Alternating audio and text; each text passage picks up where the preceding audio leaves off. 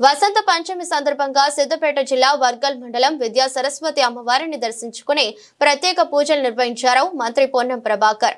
ఈ సందర్భంగా మంత్రి పొన్నం ప్రభాకర్ మాట్లాడుతూ తెలంగాణలో ప్రతి బిడ్డ ఉన్నత విద్యావంతులై దేశంలో అన్ని రంగాల్లో ముందుండాలని వర్గల్ విద్యా సరస్వతి అమ్మవారిని ప్రార్థించినట్టు తెలిపారు। ప్రభుత్వం పక్షాన ప్రతి ఒక్కరికి విద్య అందడానికి తన వంతు సహకారం అందిస్తానన్నారు।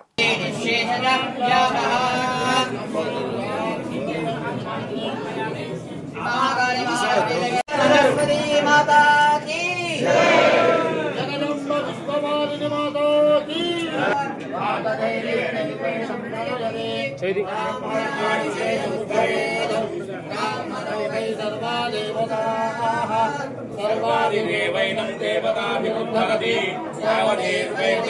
श्री वर्गल सरस्वती अम्मवारी आलయం లోపల దర్శనం చేసుకొని అమ్మవారిని ప్రార్థించడం జరిగింది। తెలంగాణలో ప్రతి ఒక్క బిడ్డ ఉన్నత విద్యావంతుడై తెలంగాణ అభివృద్ధిలోతో పాటుగా దేశంలో కూడా మన తెలంగాణ బిడ్డ అన్ని రంగాల్లో ముందుండే విధంగా సరస్వతి కటాక్షం ఆశీర్వచనం ఏమని అమ్మవారిని ప్రార్థించినారు। ప్రభుత్వం పక్షాన కూడా విద్యా వ్యవస్థను మెరుగుపరచడానికి ప్రతి ఒక్కరికి విద్య అందడానికి అన్ని రకాల ఏర్పాట్లను చేస్తూ ఉన్నాం। ప్రతి తల్లిదండ్రి కూడా ఈరోజు విజ్ఞప్తి చేస్తూ ఉన్నాం। అమ్మవారి సమక్షంలో దండం పెట్టి అందరికీ విజ్ఞప్తి చేస్తాను। ఒక విద్యార్థి నాయకుడిగా తెలంగాణ ప్రభుత్వంలో మంత్రిగా మీరు ఒక పూట శ్రమపడ్డ తల్లిదండ్రులుగా పిల్లలను చదివిపించడానికి ప్రత్యేకమైనటువంటి శ్రద్ధ తీసుకోండి।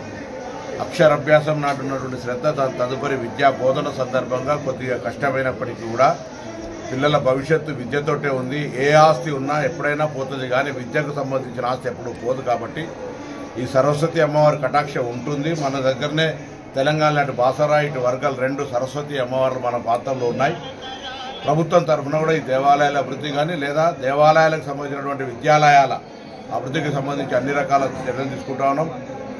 ఆదర్శ ఇందిరమ్మ ఆదర్శ పాఠశాలల కింద కావచ్చు, లేకపోతే నూతన నియామకాలు కావచ్చు, వారికి సంబంధించిన మౌలిక సదుపాయాలు అన్ని రకాలుగా చేస్తూ ఉన్నాం।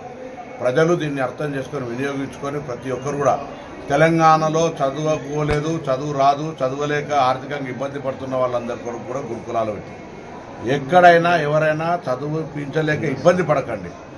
బాల్య కార్మికులుగా చైల్డ్ లేబర్గా పంపే ప్రయత్నం చేయకండి। అందరినీ ఘనంగా అమ్మవారి ఆశీర్వచనం ఉంటుంది। వారందరూ కూడా గట్టిగా కష్టపడి చదివి అందరు ప్రయోజకులు కావాలని అమ్మవారు ప్రార్థిస్తా ఉన్నారు।